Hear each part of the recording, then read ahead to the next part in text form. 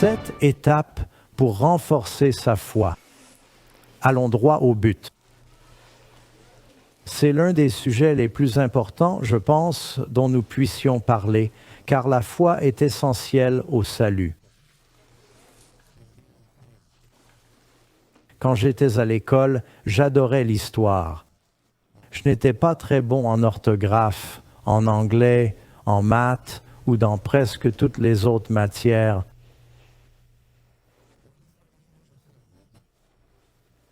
Mais je me débrouillais bien en histoire parce que j'étais fasciné par le récit historique ou les histoires.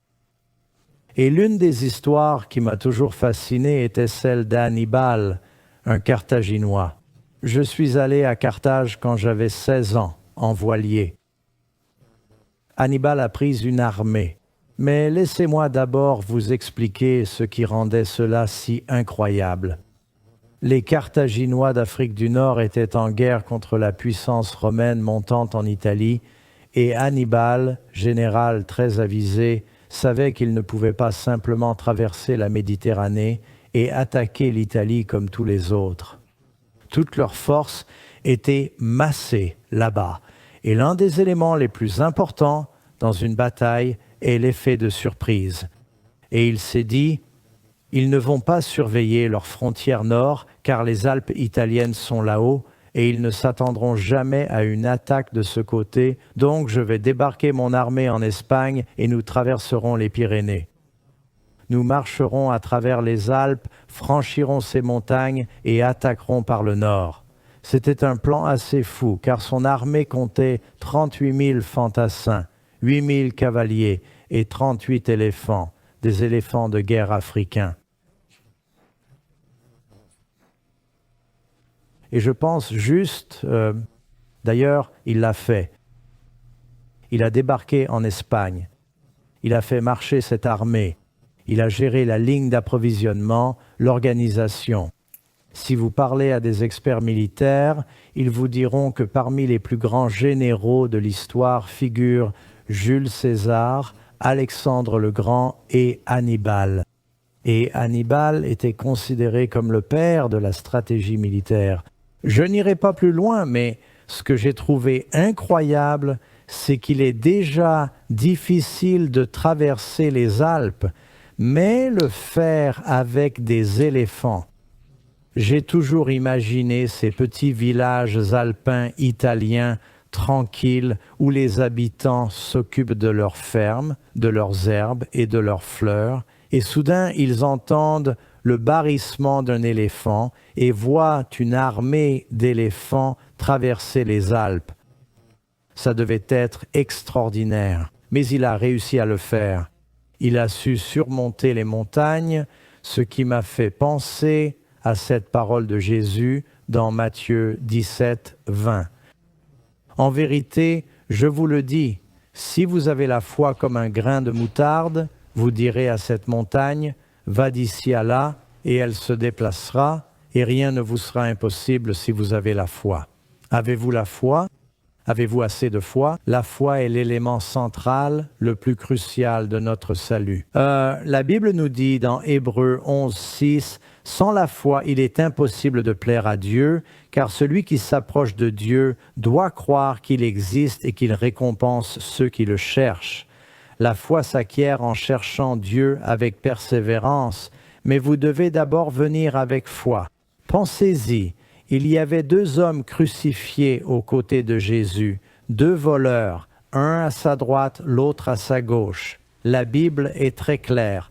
L'un a demandé le salut et il a été sauvé. L'autre a aussi crié, mais lui n'a pas été sauvé. La différence entre ces 2 voleurs, l'un a commencé sa prière par « si ». Il n'avait pas la foi. Il a dit, « Si tu es le Fils de Dieu, sauve-toi et sauve-nous ». Jésus n'avait aucune promesse de salut pour lui. L'autre a dit, « Seigneur, sauve-moi quand tu viendras dans ton royaume ». C'était une prière de foi. Il sera sauvé. 2 types de personnes, sauvées et perdues. 2 sortes de prières, une de foi et une qui manque de foi. Un père est venu à Jésus dont le fils était tourmenté par un démon qui le jetait tantôt dans le feu, tantôt dans l'eau. Il risquait toujours de se brûler ou de se noyer, 2 extrêmes opposés.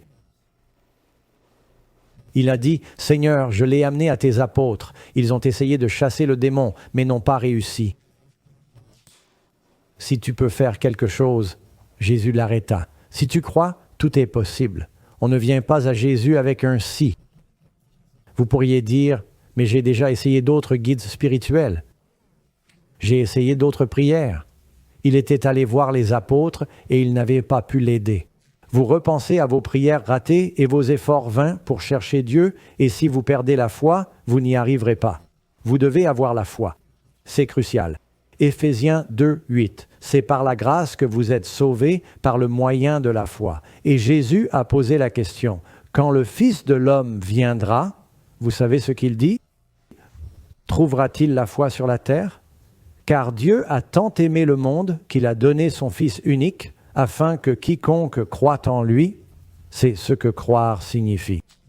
Quiconque a foi en lui ne périra point, mais aura la vie éternelle. Alors, avez-vous la foi? Avez-vous assez de foi? Voudriez-vous plus de foi? Nous avons besoin de plus de foi pour franchir les montagnes qui se dresseront devant nous dans la vie. Ne vous découragez pas si vous pensez « Oh, ma foi est petite.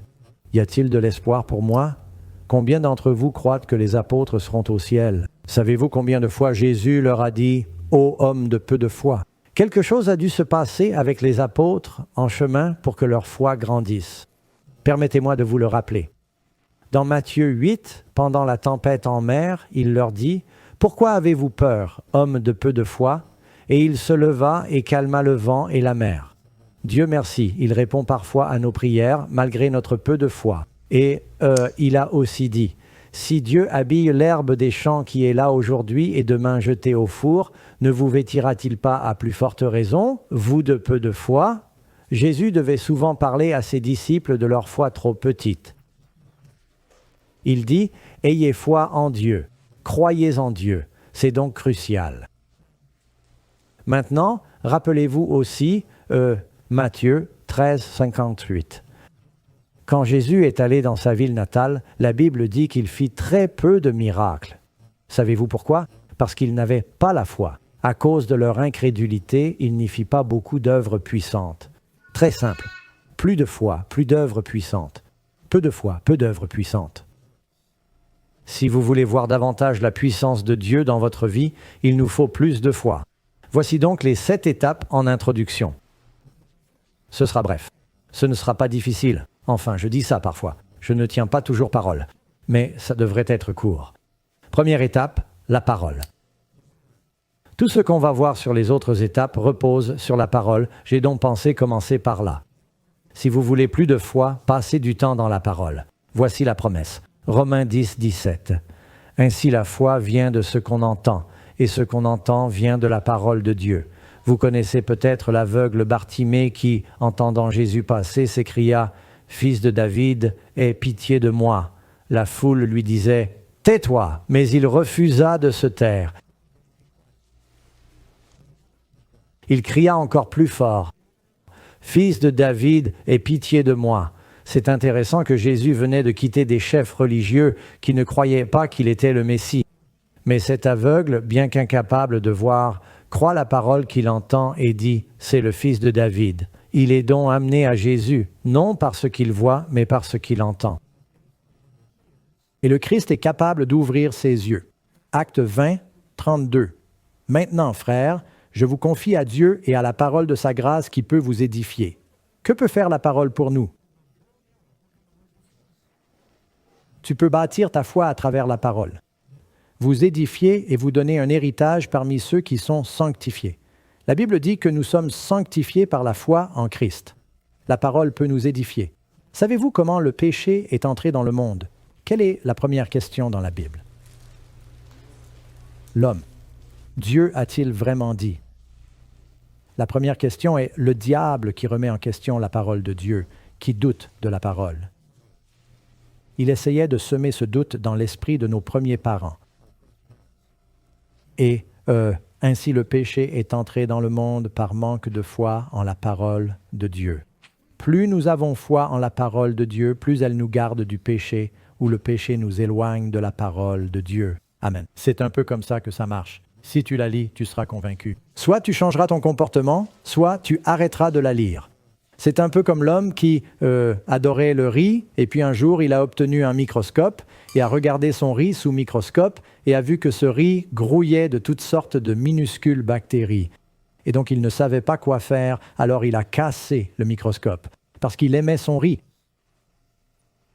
Les gens qui sont convaincus par la parole doivent soit abandonner leur péché, soit ils commencent à abandonner la parole.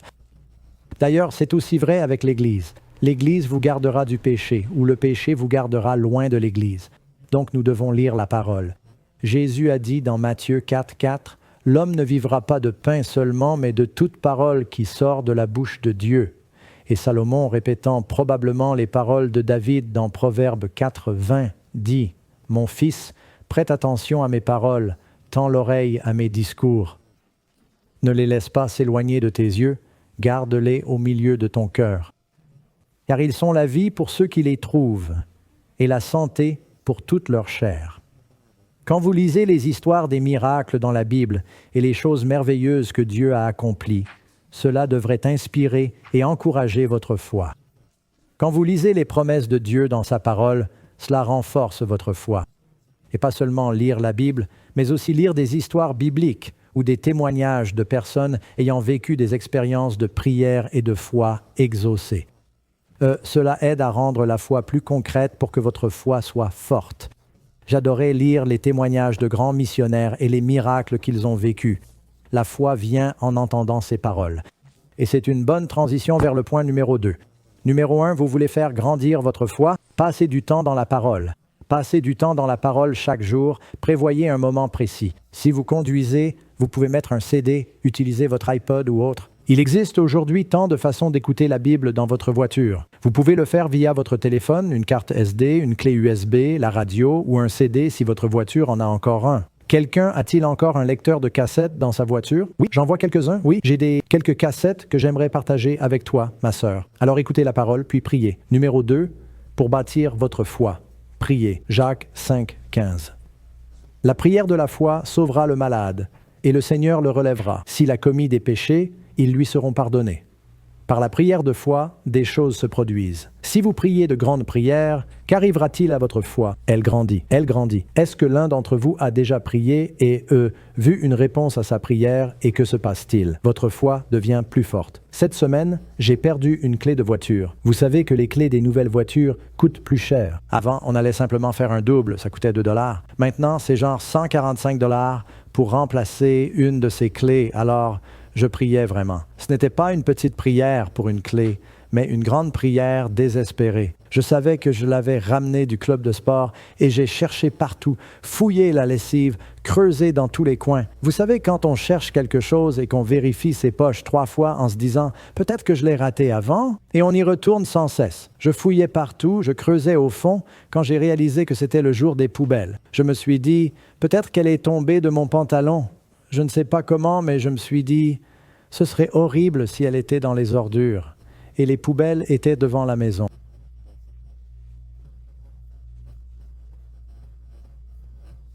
Et on avait déjà jeté toutes les ordures là-dedans. Alors je me suis dit, je suis sorti et j'ai commencé à fouiller dans les poubelles en disant, est-ce tombé là-dedans? Mais je n'ai pas été jusqu'au fond. J'ai dit, je pourrais juste, ça n'en vaut pas la peine. Je paierai 145 € avant de faire ça. Finalement, je me suis dit, je cherche, je panique, prions. Peu après avoir prié, j'ai trouvé ma clé. Amen. Elle était dans la voiture, elle était tombée entre le siège et le levier de vitesse. Alors quand vous priez, et qu'est-il arrivé à ma foi, après avoir prié et trouvé la prière fonctionne, regardez ça, je devrais le faire plus souvent. Amen. Alors priez plus, faites de grandes prières. Ne priez pas juste pour vous, priez pour les autres et vous verrez, tenez un journal. Notez-vous quand Dieu répond à vos prières, faites-en un petit carnet, notez-le et cela ravivera votre foi en voyant combien de fois Dieu a répondu à vos prières au cours de votre vie.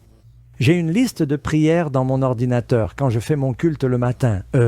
J'ai une petite liste de prières où je note des choses et au fil des années, j'ai coché ces réponses.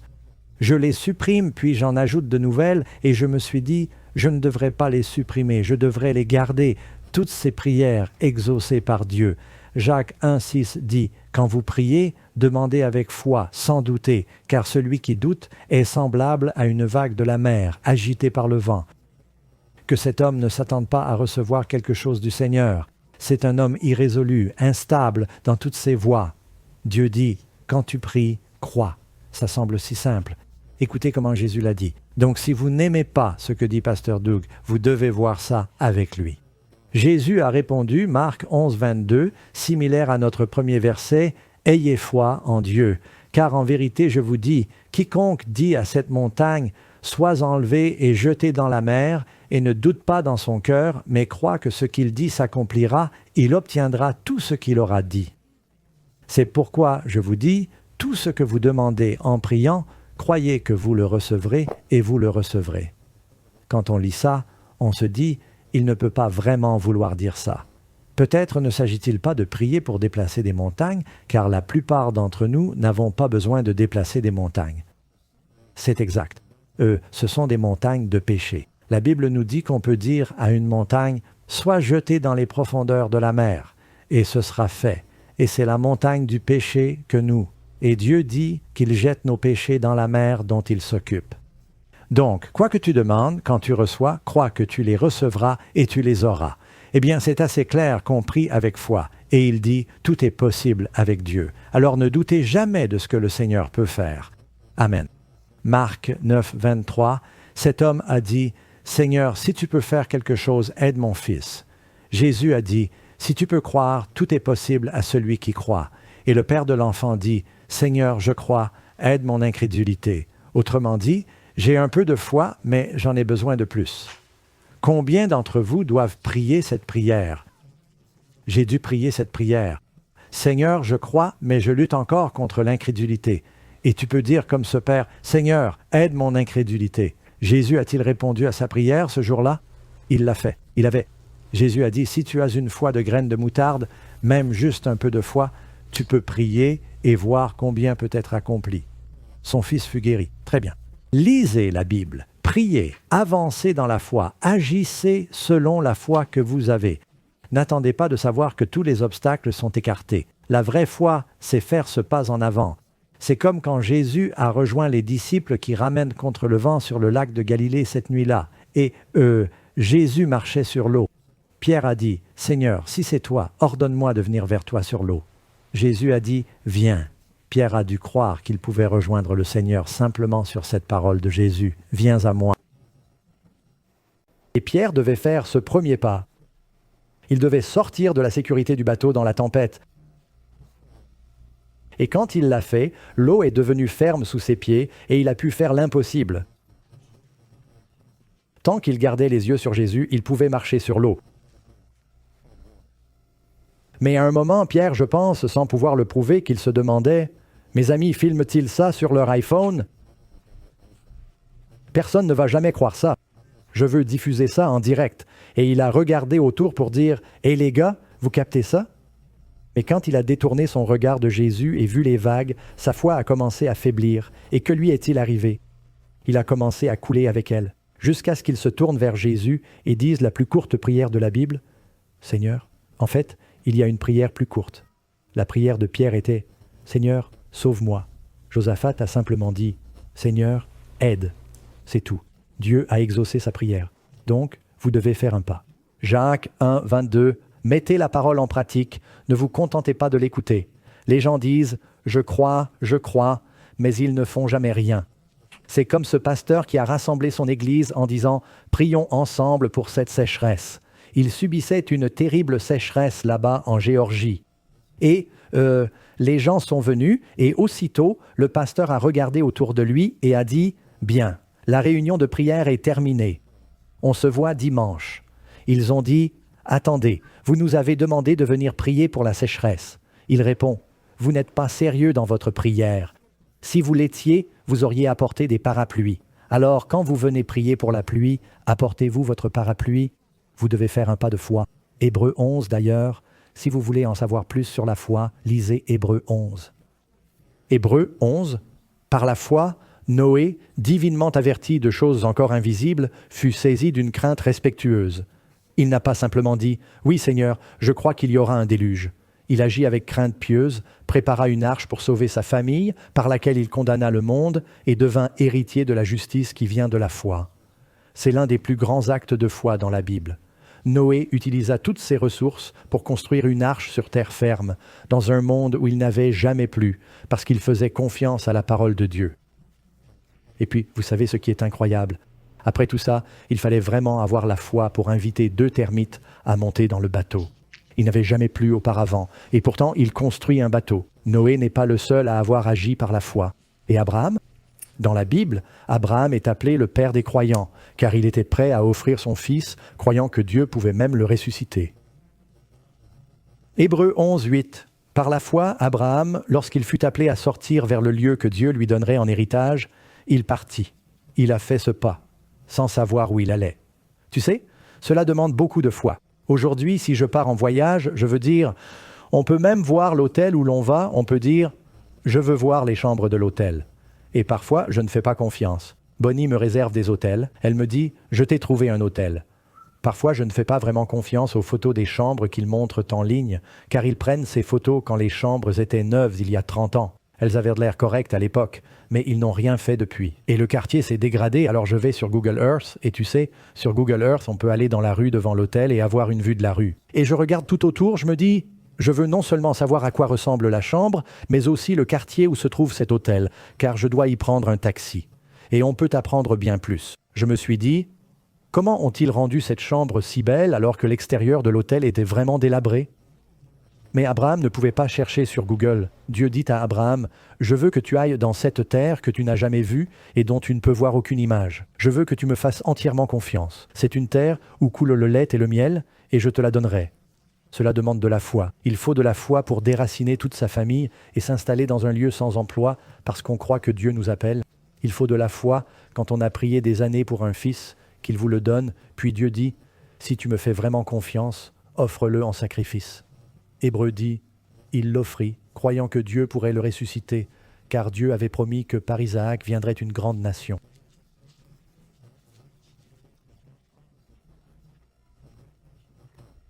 Cela demande beaucoup de foi, alors il faut vraiment faire le premier pas.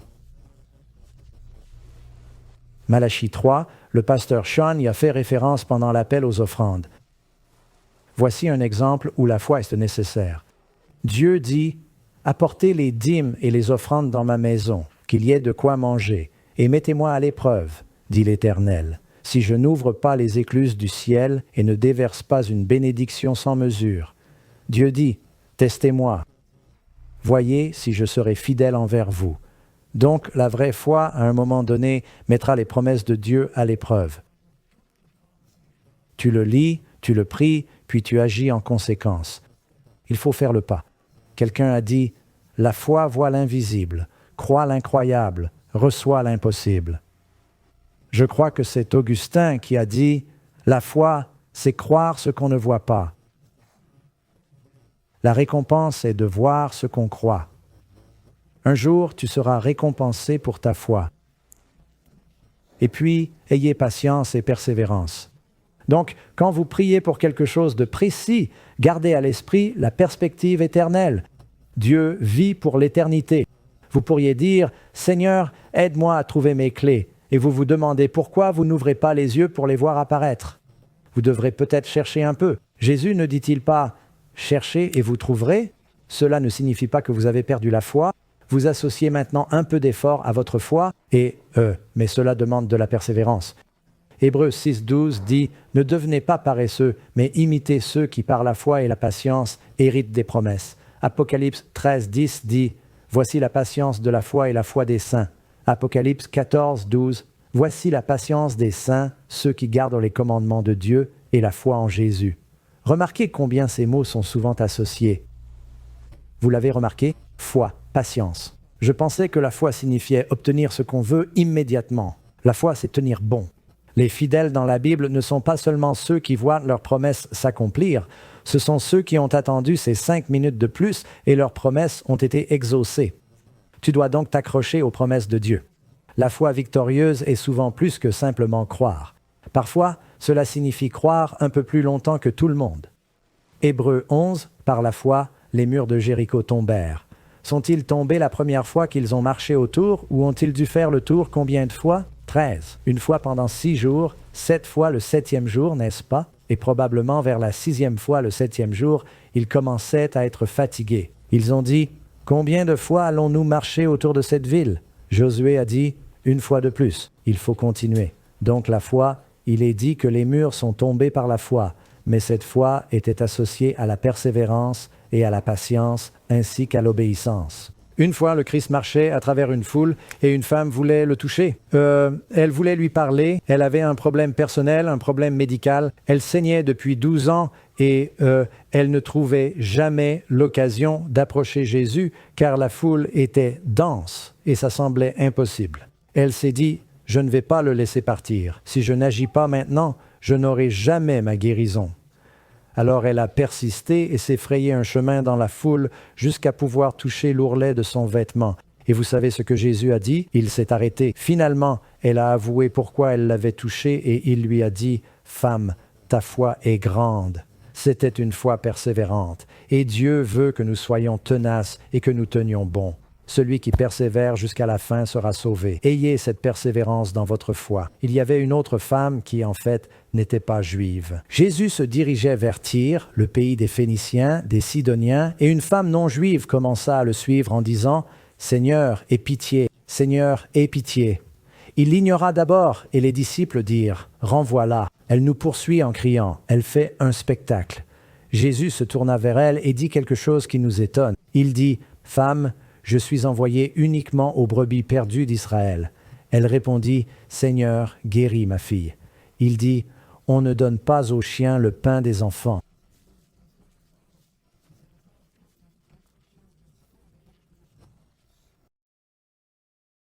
Que faites-vous quand il semble que Dieu dit non à votre prière? Elle ne s'est pas retournée. Il testait sa foi.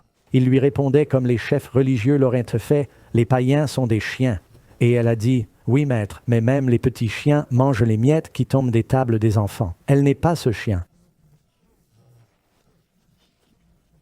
Même les chiots, pas juste les gens, les enfants font tomber des miettes car ils mangent salement, tu vois?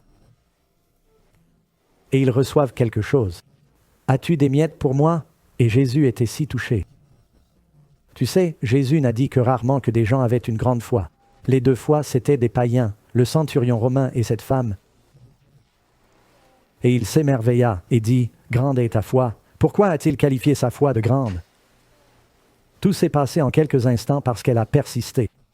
Elle refusait d'abandonner. Quand elle priait, elle persévérait. Abandonnez-vous parfois si vous n'obtenez pas une réponse immédiate à votre prière. Donc, une partie de la foi salvatrice est la persévérance. Tu sais comment ta foi développe la persévérance et la patience? Par l'épreuve. Donc, si tu dis, « Seigneur, donne-moi une foi plus persévérante et patiente », tu sais ce que tu demandes? Si tu pries pour la patience, tu demandes un délai, car on n'apprend pas la patience en obtenant tout immédiatement. Tu sais comment gâcher un enfant? Donne-lui tout ce qu'il veut tout de suite. Il a 8 ans, tu lui donnes son propre téléphone portable. À 14 ans, une nouvelle voiture. Tu vas les ruiner, n'est-ce pas? Si tu veux qu'ils apprécient quelque chose, il faut les faire attendre. Amen. Alors si tu dis, « Seigneur, donne-moi de la ténacité, donne-moi de la patience », tu sais ce que tu demandes. Un jeune chrétien est allé voir un chrétien plus âgé pour de l'aide. Il a dit, « Pourriez-vous prier pour moi que je sois plus patient ?» Il a répondu, « Absolument. Mettons-nous à genoux ensemble. » Le vieil homme commença à prier, « Seigneur, envoie à ce jeune homme la tribulation le matin, l'adversité l'après-midi, des épreuves le soir. » Et il secoua son ami en disant, « Non, non, non, je n'ai pas demandé ça, j'ai demandé de la patience. » Il a dit, « Ah, c'est par la tribulation que nous développons la patience. » C'est ce que dit la Bible. Alors, veux-tu vraiment la foi? Jacques 1, 3, 4. Sachant que l'épreuve de votre foi produit la patience, mais laissez la patience accomplir son œuvre parfaite, afin que vous soyez parfaits et complets, ne manquant de rien. Parfois, tu dois prier pour quelque chose ou quelqu'un pendant longtemps. Je me souviens avoir lu un livre de George Muller. C'était un témoignage qu'il était un véritable homme de foi. Avez-vous entendu parler de George Muller? Oui. Si vous n'avez jamais entendu ce nom avant, notez-le. Cherchez sur Google et vous trouverez des histoires merveilleuses. Grand homme de foi. Il était infidèle, buvait, jouait, mentait et volait, puis s'est converti et est devenu un grand homme de foi. Il a vécu jusqu'à 93 ans et, il a vu des réponses incroyables à la prière. Il gérait plusieurs orphelinats avec des milliers d'enfants et recevait tout par la prière quotidienne. Plus tard, il a dit « J'ai prié pour des amis proches pendant des années et tous sont venus au Seigneur sauf un, mais je crois que Dieu va l'atteindre. » Il a dit ça à 93 ans.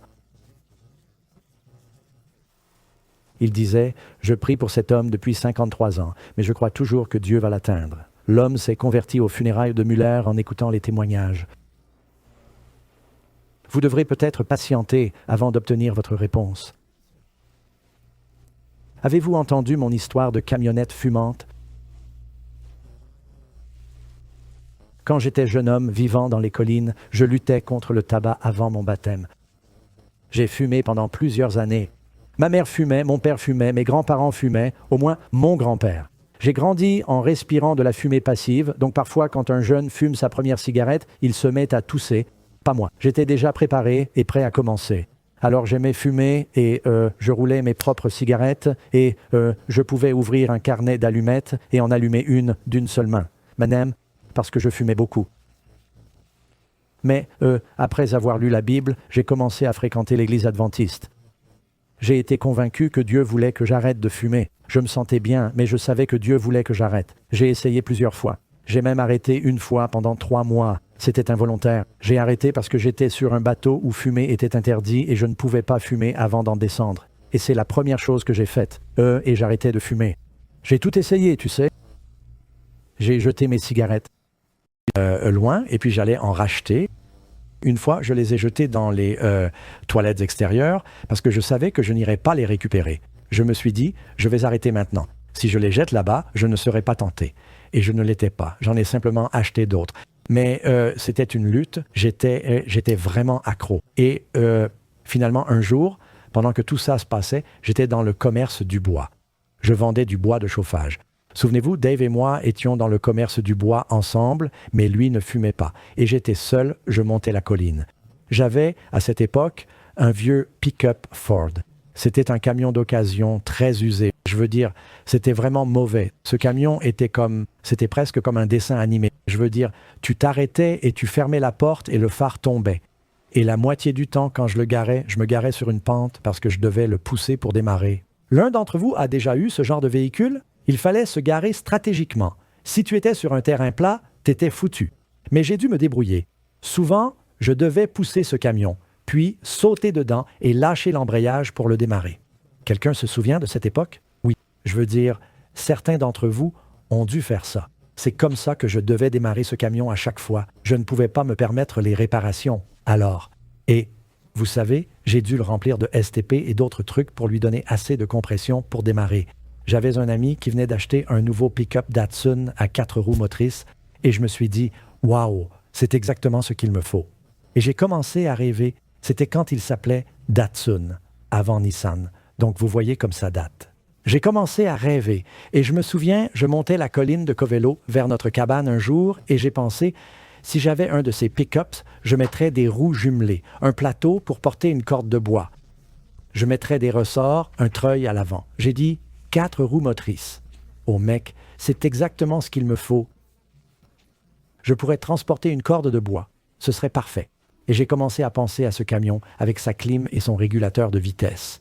Et pendant que je pensais à ce camion, je le convoitais dans mon cœur et j'ai lâché « Seigneur, si tu me donnais un camion comme ça, j'arrêterais de fumer. » Et j'ai presque instantanément entendu cette voix. Je suis sûr qu'elle n'était pas audible, mais dans ma tête, c'était très fort et ça disait « Donc, tu me dis, Doug, que tu arrêterais de fumer pour un camion, mais si je donne mon fils pour tes péchés, ça ne suffit pas? » Oh, j'ai dit « Je fais un marché. » J'ai dit « Je quitterai mon péché pour un pick-up, mais si tu sacrifies ton fils, ce n'est pas assez. » Alors, j'ai jeté mes cigarettes. Je n'ai plus jamais fumé. Amen. Maintenant, voici la suite de l'histoire. 10 ans plus tard, je suis allé à Sacramento avec notre fils Micah et nous avons fait des courses. Et comme Sacramento est à 4 miles, il n'y a pas de concession auto à Covelo. Alors, j'ai cherché partout pour trouver un pick-up. Après avoir cherché toute la journée, regardé tous ces différents camions, finalement on a signé vers minuit, l'affaire était conclue et je rentrais chez moi et en conduisant, je regardais mon camion et je me disais « Tiens donc !» C'est un pick-up Nissan 4x4 avec un treuil, des vitres électriques, la clim et même le régulateur de vitesse.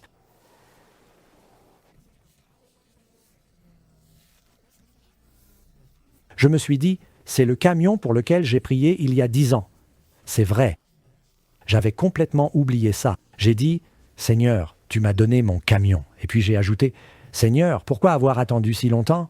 Et j'ai entendu une petite voix. Elle disait, Doug, je n'ai pas acheté ce camion. Tu l'as acheté avec l'argent économisé en arrêtant de fumer. Ça a pris 10 ans. Vous voulez connaître la suite? C'était en 1987. Ce camion roule encore 32 ans plus tard, et il est sur ma propriété aujourd'hui. Incroyable, non? Alors Dieu bénira aussi votre camion. Non, ce n'est pas un sermon. Bref, vous devez être persévérant. Numéro 5. Si vous voulez une foi plus forte, entourez-vous de personnes qui ont la foi. Proverbe 13, 20. Celui qui marche avec les sages sera sage, mais le compagnon des fous sera détruit. Fréquentez les croyants et votre foi grandira. Amen. Vous voulez plus de foi, mais vous évitez l'Église, les réunions de prière, les rencontres chrétiennes, les études bibliques. Passez plus de temps avec les chrétiens. Hébreux 6, 12. Ne devenez pas paresseux, mais imitez ceux qui par la foi et la patience héritent des promesses. J'ai cité ce verset 2 fois. Notez bien, imitez ceux. Pour imiter ceux qui ont la foi, vous devez côtoyer des personnes de foi. Est-ce logique? Amen. N'est-ce pas? Oui. 1 Corinthiens 11, 1. Paul dit, « Imitez-moi comme j'imite Christ. Suivez donc ceux qui suivent Jésus. » Et Matthieu 5, 14, Christ a dit, « Laissez-les. Ce sont des aveugles qui guident des aveugles. Si un aveugle conduit un aveugle, ils tomberont tous deux dans le fossé. Suivez ceux qui savent où ils vont, qui ont la foi. » Alors restez positif. Il y aura des difficultés, mais voyez ces difficultés comme des occasions de renforcer votre foi. Amen. Quelqu'un a écrit un joli petit poème. Le doute voit les obstacles, la foi voit le chemin. Le doute voit la nuit la plus sombre, la foi voit le jour. Le doute craint de faire un pas, la foi s'élève haut. Le doute demande « Qui croit ?» La foi répond « Moi ». Vous devez être positif. Vous devez croire que tout est possible avec Dieu. Amen. Vous savez, parfois je rends visite à une personne qui lutte contre une maladie et ça ne semble pas bon. Je propose toujours de prier pour eux et malgré mes pensées, je fais une prière de foi pour leur bien.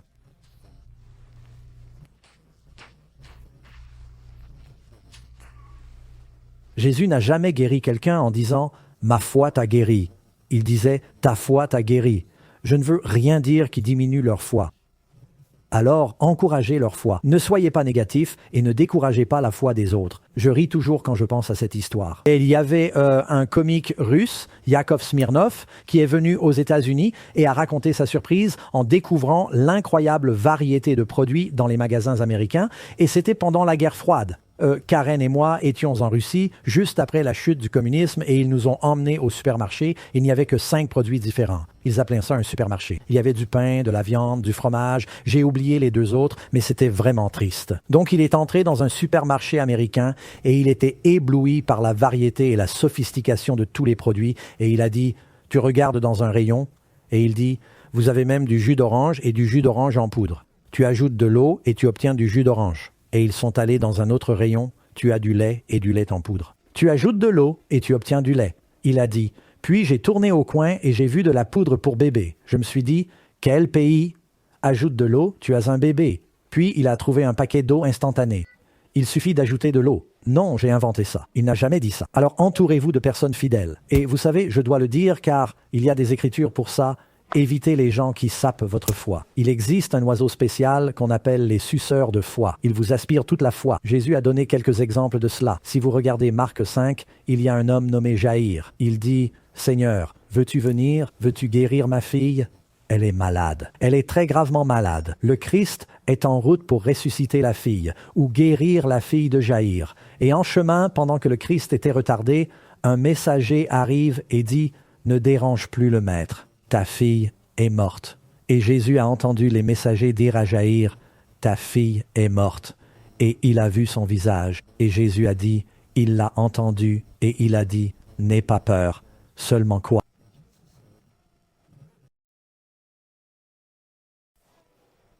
Ne les laisse pas te priver de ta foi.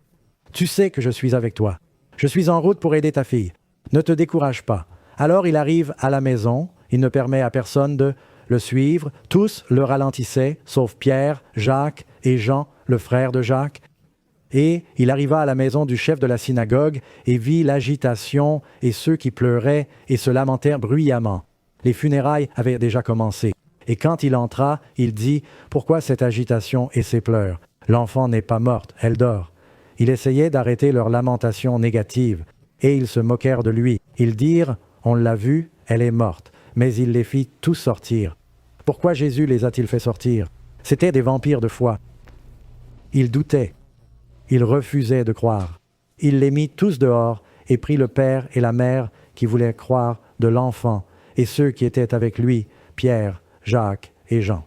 Il entra là où l'enfant était allongé. Puis il la regarda, la prit par la main et dit « Talitha koumou », ce qui signifie « petite fille, lève-toi ».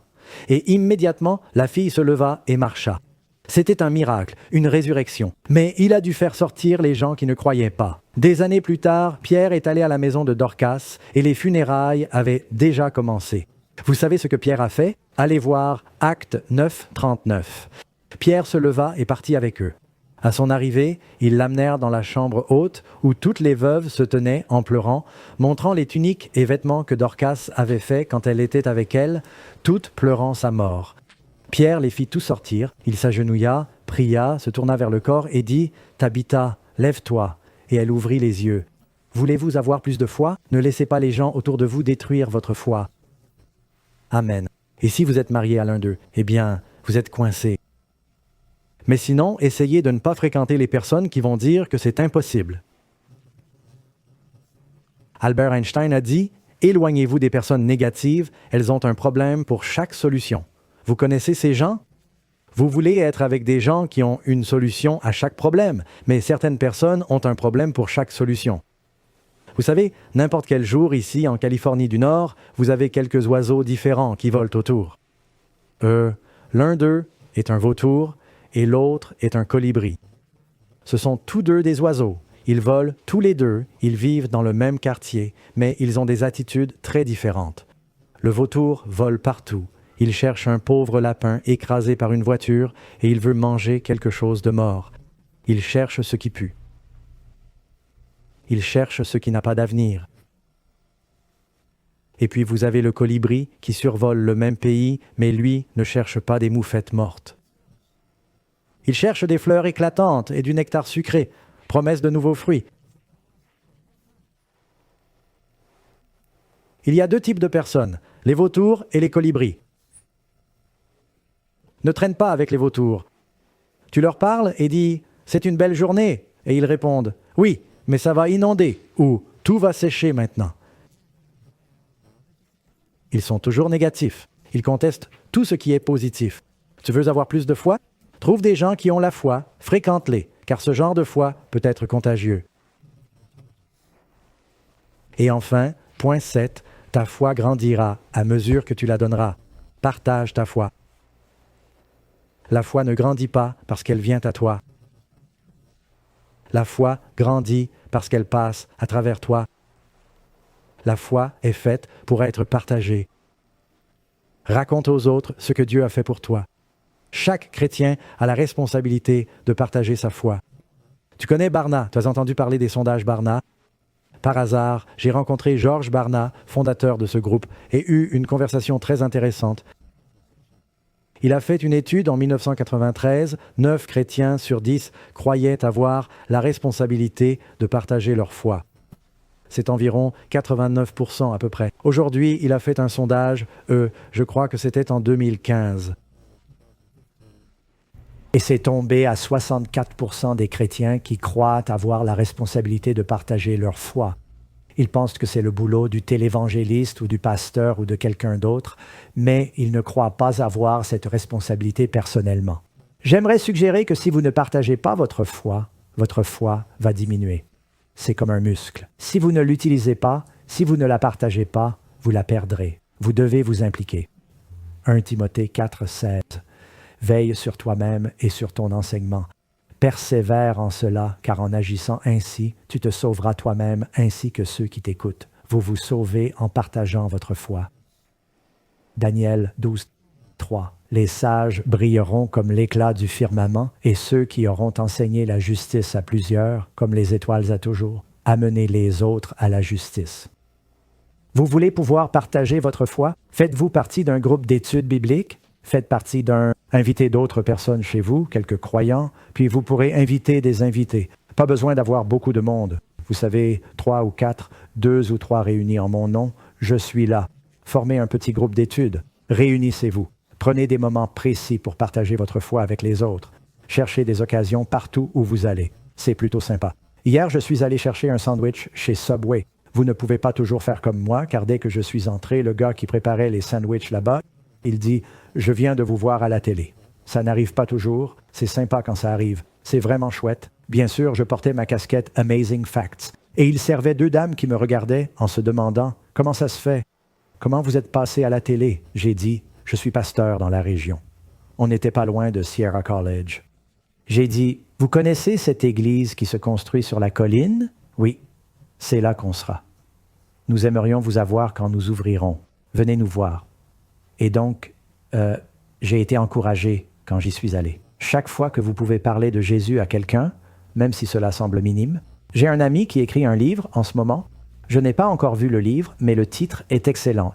Il s'appelle « Évangélisation en 60 secondes, comment évangéliser en 1 minute ». Je me suis dit, c'est génial, car parfois la meilleure évangélisation se fait en 1 minute. Tout le monde peut faire quelque chose. Amen, amen. Enfin, en parlant de ce que vous pouvez faire pour grandir dans la foi, je ne veux pas suggérer que tout dépend de vous. Jésus a dit que les disciples avaient peu de foi, pourtant il les a sauvés. Pourquoi? Parce qu'il est fidèle. Ses grâces sont nouvelles chaque jour. Je suis si reconnaissant pour sa fidélité. Là où nous avons vraiment besoin de foi, c'est de croire que Dieu peut nous sauver et nous donner la victoire. N'est-ce pas votre désir?